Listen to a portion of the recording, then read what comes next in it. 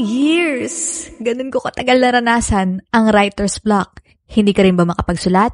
Para sa'yo ang video na to dahil isi-share ko sa inyo kung paano ko nga ba na-overcome ang mortal nating kaaway na writer's block. Hi everyone! Welcome back to my YouTube channel. This is your favorite writer, Demi, aka Anak ni Rizal. At ngayon ay pag-uusapan natin ang alam ko isa sa mga pinaka-frustrating na problema ng bawat manunulat katulad ko. But don't worry, you're not alone dahil alam ko marami sa atin, hindi lang ako, ang nakakaranas nito. Maraming nagsasabi na katang-isip lang daw yung writer's block. Iba naman sinasabi, katamaran lang. Pero ako, naniniwala kasi na may kanya-kanyang season tayo sa buhay. Merong season kung saan active tayo, marami tayong nasusulat, at meron ding season ang mga writers na dumarating na, kumbaga lowest point ba? Ikaw, can you share sa comment section kung gaano katagal yung writer's block na na-experience mo at paano mo ito na-overcome? And I'm also curious, kamusta ka naman bilang isang manunulat? I want you to watch until the end because I'm going to share with you my personal journey kung paano ko ba napagtagumpayan ang 2 years ko na writer's block. Kaya naman sa video na to ay hahatiin ko to sa 3 main parts. Una, pag-usapan natin yung mga reasons kung bakit nga ba tayo nagkakaroon ng writer's block. Pangalawa, yung aking personal journey. And pangatlo, mga holistic ways kung paano ba natin malabanan ang writer's block. So, simulan na natin and don't forget to like this video, share this to your friends, and subscribe to Tales of Demi for more awesome contents. Thank you!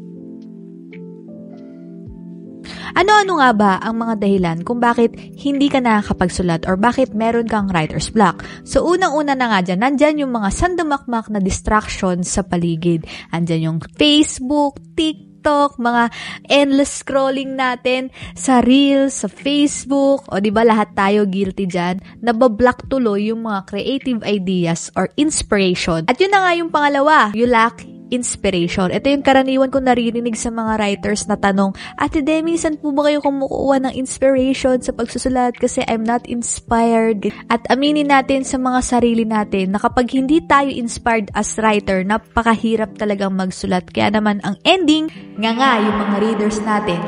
Pangatlong dahilan kung ba't meron kang writer's block ay dahil na rin sa pagiging perfectionist mo. We're not giving ourselves the room to fail. And that's reality of life na minsan wala talagang perfect, magkakamali tayo sa grammar and so on. Sad to say, marami sa atin ang natatakot na ma-judge lagi ng ating kapwa. Fourth reason is burnout. Dito prone yung mga writers na talagang sobrang sipag magsulat. At ako naniniwala na kapag hindi tayo nakapagpahinga ng maayos, lahat tayo ay prone na ma-burnout sa mga ginagawa natin kahit hindi pa yan pagsusulat. And ibang klase yung physical and mental burnout kasi talagang hindi ka makakapagsulat kapag ito pagod parehas. At kadugtong na nga nito yung stress and anxiety dahil sa high expectations and pressure na nararanasan ng isang writer, nakaka-paralyze talaga, kaya naman hindi na nakakapagsulat. At kung mapapansin nyo yung mga reasons na sinabi ko, halos magkakakonekta sila. Kaya naman ang nakita kong conclusion dito, pag pinagdikit-dikit mo or pag pinag-connect-connecta mo yung mga dahilan,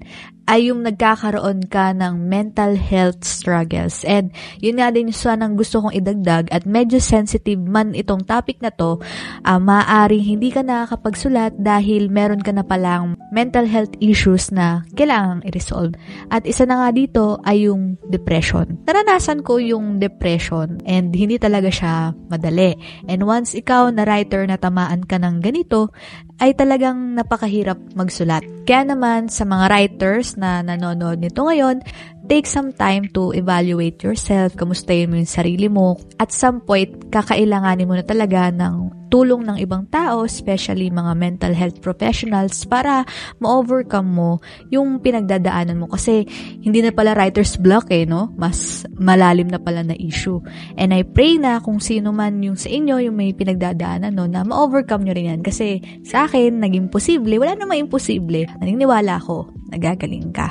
To be honest, matagal ko nang gustong i-open sa vlog ko yung tungkol sa pagsusulat and depression kasi 2020 2022 nung maranasan ko yung cancel culture at nagkaroon to ng malaking impact sa buhay ko. And thank God, praise God, because na-overcome ko na yung season na yun. But life, hanggat nandito tayo, hanggat humihinga tayo, hindi matatapos yung struggles natin. Tuloy-tuloy lang And tayo bilang manunulat, we have to face our problems continuously and bravely. Kaya naman punta na tayo sa pangalawang part ng video na to kung saan isishare ko sa inyo yung aking personal journey. I also believe na meron ding factor changing priorities din sa buhay. 2023 ay doon ako nag-start mag-commit na mag-serve sa Lord sa isang community church, and because of that, nag-shift yung priorities ko. Gustong-gusto ko magsulat kasi syempre naniniwala ako na binigay sa akin ng Lord yung gift ng pagsusulat, kailangan kong gamitin.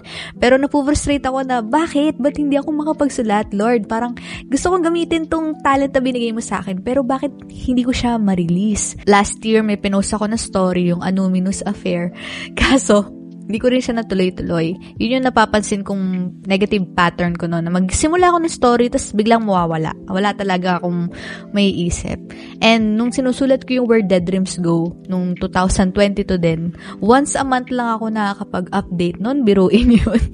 And talagang pilit na pilit pa yun. Kaya naman, alam ko sa sarili ko, hindi ko talaga season that time na magsulat. And sinabi ko nga rin kanina, diba, na ang buhay ng writer ay season lang din. May season na active ka, may season na low ka. And finally, this July, I believe na nawakasan ko na yung season ng hindi ko pagsusulat or season of writer's block ko. Kasi ito yung mga ginawa ko. Na syempre, sinurrender ko yung problema ko kay Lord. Naman dapat gawin. Parang acceptance na, Lord, ito talaga yung season ko. Season na hindi ako productive. So, I surrender na hindi ako makakapagsulat. Kung bakit tinanggap ko sa sarili ko na wala ito yung season ko ngayon. So, kung season ko mag-rest from writing, then so be it. And then, ang ginawa ko next, nag-pray ako, syempre. Nag-pray ako na, Lord, sana makabalik na ako sa pagsusulat, pero it's your own timing. Hindi ko ipipilit yung sarili kong kagustuhan, yung sarili kong plano. Kung ano yung plano mo sa akin. Syempre, pinag-pray ko rin na bigyan ako ng creative inspiration.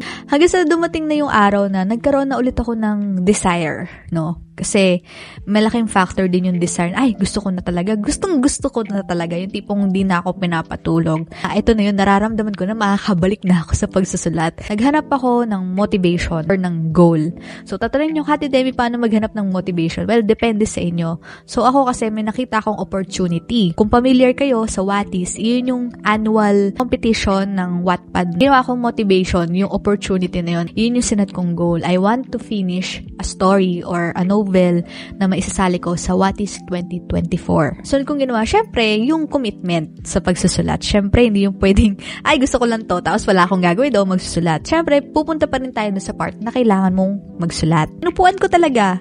Agsulat ako kahit wala talagang lumalabas. So, nag-commit ako sa sarili ko na araw-araw kailangan magsusulat ako ng at least 1,500 words. And within 30 days, kapag nagawa ko yun, makukumpleto ko yung requirement at makakasali ako ng Wattys. Abot pa ako sa deadline sa darating na August 7. And then yun, every day decided to show up para makapagsulat. And thank goodness kasi ito na yung 4th day ko.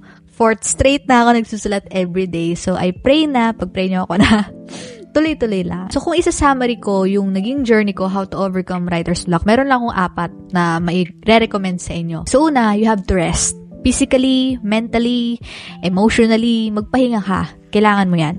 Pangalawa, kailangan mo ng topic or ano yung pinaka-interesado ka at the moment. Kasi syempre, hindi mo alam saan ako magsisimula, ano yung susulat ko. Sinasabi ko sa inyo, kapag araw-araw kayo nag-show up, magugulat na lang kayo kasi nag-e-expand yung idea eh. Nagbe-brainstorm na kayo, ay, parang kahapon hindi mo to naisip. Pero kinabukasan, nung nagsulat ko ulit, naisip mo, ay, pwede to idagdag. Pangatlo, set a goal. Maghanap kayo ng goal na makakapag-motivate sa'yo. And last step, syempre, yung action. Kasi walang saysay, yung mga topic, yung mga ideas, yung goals na yan. Kung hindi nyo naman a-actionan, kundi kayo magsusulat mismo. And yun nga, pinaka-tip ko, you have to show up every day kahit na you don't feel like it.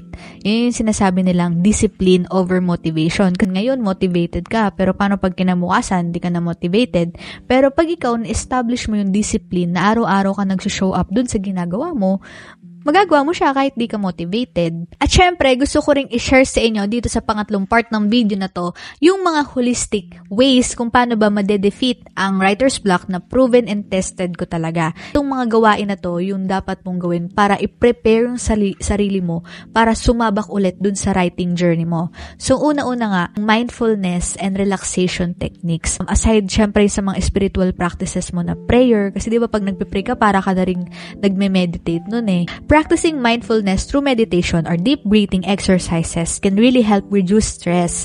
Engaging in activities that relax you, like taking a walk in nature, can also be beneficial. The next naman, yung mga creative exercises. Ito yung mga free writing, pag-journal, wala kang masulat, try mo yung sulat ka lang kahit ano. And writing prompts can also be a great way to spark creativity. Sa pamamagitan ng mga creative exercises na to, ay makakatulong sa iyo na magbukas ang iyong kaisipan sa mas marami pang mga creative inspiration. Next naman na tip ay yung reading and consuming art. Ito yung gustong-gusto ko. Manood ka lang ng mga gusto mo, magbasa ka lang ng gawa ng ibang writers. Reading books, watching films, or visiting museums can provide fresh inspiration. Drawing from different forms of art can reignite your creativity. Alam naman natin na nakakakuha rin tayo ng inspiration mula sa mga napapanood at nababasa natin. At sabi nga ni Austin Kleon sa libro niya na Still Like an Artist, wala naman na kasing original na konsepto or ideya sa mundo. Next tip naman ay yung mga physical activity. Ito gustong-gusto ko to dahil marami na sa mga Pilipino ngayon ang sumasabak na sa kanilang running era. Exercise can boost mental clarity, even something as simple as stretching or taking a short walk. Kaya paano hinihintay nyo? Galaw-galaw rin pag may time. Kasi minsan kapag naka-stuck lang tayo sa isang lugar o sa isang routine, nai-stuck din yung utak natin. Try nyo i-shake-shake, alog-alog ang iyong katawan para din maalog yung utak nyo. Joke. Next naman ay yung healthy routine. Katulad nga na nabanggit ko kanina, motivation is splitting, discipline is the key. In short, you have to establish a regular writing schedule. Kahit sabi mo once a week lang yan, at least consistent ka dun sa routine na yon. Make sure you're also getting enough sleep, eating well, and staying hydrated. So, syempre, malaking factor din yung overall well-being mo. Kasi naman baka mamaya kaya pala hindi ka nakakapagsulat kasi pinababayaan mo yung sarili mo, hindi ka kumakain, nagpupuyat ka. Ay nako, sure talaga ako hindi ka makakapagsulat. Kapag pinabayaan mo ang iyong katawan, ang ating katawan ay templo ng Holy Spirit, kailangan natin itong alagaan, okay? The next one naman ay yung environment and space. So, you have to create or dedicate a creative space for yourself kung saan mo gagawin yung pagsusulat. And lastly, connect with other writers. Creators tayo na kung saan hindi tayo mabubuhay ng tayo lang mag-isa. Kailangan nating makipag-interact sa iba. Alam ko, maraming writer na sabi, I'm introvert, and that's okay. Pero, kahit at least meron kang isa na hindi man personal friend, pero at least one writing buddy na mapag-sharean mo ng iyong pinagdadaanan bilang manunulat. You can also join writing groups or forums where you can connect with other writers. Pero syempre, ingat-ingat din kayo sa mga katoksikan kasi sa mga ganitong pagkakataon, hindi maiwasan nyo. Alam mo na yung mga awayan. Make sure na yung sasamahan mong grupo ay yung good influence sa'yo. Because sharing your experiences and getting feedbacks can be very motivating too. And last na ma-advise ko sa inyo, pagkatapos mong panoorin ang video na to, syempre huwag nyo kalimutan mag-subscribe, ay magsulat na kayo. Please lang, kasi wala naman ding ibang magsusulat ng kwento na gusto mong isulat, kundi ikaw lamang. And of course, lagi niyong tatandaan, yung sinabi ko kanina, minsan sa buhay natin ay season lang yan. May season na productive tayo, meron tayong seasons of rest. Ang malaking factor din na ma-determine mo sa sarili mo bilang writer kung anong season mo nga ba ngayon. Kasi ako, last 2021 or before that, even that, nandun ako sa season na, alam ko talagang nagsusulat talaga ako for something. But you know, life happens and may mga nangyaring hindi man maganda. Pero naniniwala ako that all events, even the bad ones, are meant for good. Kasi naniniwala ako na yung mga experiences natin, kahit hindi maganda, ay nakakatulong na i-shape yung pagkatao natin. Kaya naman, kung ikaw ay isang writer na nakaranas ng depression dahil broken-hearted ka, huwag ka mag-alala, sabi ng Lord, ay He is close to the broken-hearted. And yung mga experiences na yan, yung mga nakakasakit ng damdamin mo, magagamit mo yan sa pagsusulat mo. Okay? Cheer up. I know you can do it. I'm praying for you na makapagsulat ka na. Walang imposible. You have to be firm sa iyong commitment and sa affirmation na, writer ako, magsusulat ako. Paulit-ulit, yun din yung nakatulong sa akin. Writer ako, magsusulat ako, hindi na ako procrastinator. So, ayun lang, paulit-ulit yung itanim yun sa isip nyo. Okay? Maraming salamat guys, sana nakatulong sa inyo ang video na to. Don't forget to like, share, and subscribe to Tales of Demi dahil marami akong mga gusto pang i-share sa inyo soon. Bye-bye and see you on my next vlog. God bless you.